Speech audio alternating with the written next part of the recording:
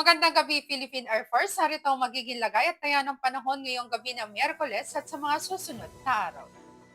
Kaninang alas 8 ng umaga, ang low pressure area ang ating minomonitor ng mga nakaraang araw ay nagdevelop bilang isang bagyo at binigyan ng local name na Kiko. Samantalang kaninang alauna din ng hapon, ito'y lumabas na ng Philippine Area of Responsibility at kaninang alas 4 ng hapon, ito'y huling namataan sa layong 1,115 km silangan, hilagan, silangan ng extreme northern Luzon.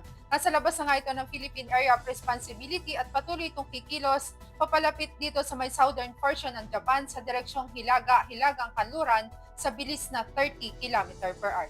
Nanatiling walang direktang epekto itong si Bagyong Kiko sa anumang bahagi ng ating bansa, ngunit ang southwest monsoon o hanging habagat ang aasahan nating weather system na patuloy na iiral at makakaapekto sa malaking bahagi ng Luzon, ganun na rin sa kanlurang bahagi ng Visayas. Aasahan nga natin bukas ang patuloy na maulap na kalangitan na may kalat-kalat na pagulan, pagkidlat at pagkulog. Dulot yan ng southwest monsoon, particular yan dito sa may Ilocos region, maging dito sa Cordillera Administrative Region, sa Batanes, Babuyan Island, sa Cagayan Valley, sa Isabela, maging sa Zambales at sa Bataan.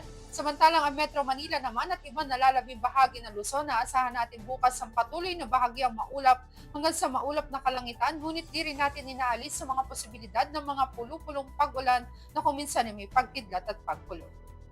Generally fair weather din ang aasahan bukas ng Kabisayan at Mindanao, bahagyang maulap hanggang sa maulap na kalangitan, ngunit di rin natin inaalis sa mga posibilidad ng mga pulupulong pag-ulan na kuminsan ay may pagkidlat at pagkulog, lalo na sa dakong hapon o gabi. Para naman sa magiging lagay at taya ng panahon pagsapit ng Biyernes hanggang weekend, aasahan natin dito sa Metro Manila hanggang Biyernes ang patuloy na maulap na kalangitan na may kalat-kalat na pagulan, pagkidlat at pagkulog, at asahan naman natin pagsapit ng weekend ay may gradual na pagganda ng panahon. Ganon din ang aasahan dito sa Cavite, maging sa Angeles at sa Lipa. Samantalang dito naman sa Puerto Princesa, maging sa Kalayaan Island hanggang Biyernes, generally fair weather ang aasahan, ngunit pagsapit ng weekend dulot ng habagat, asahang muli ang maulap na kalangitan na may kalat-kalat na pag-ulan, pagkidlat at pagkulog.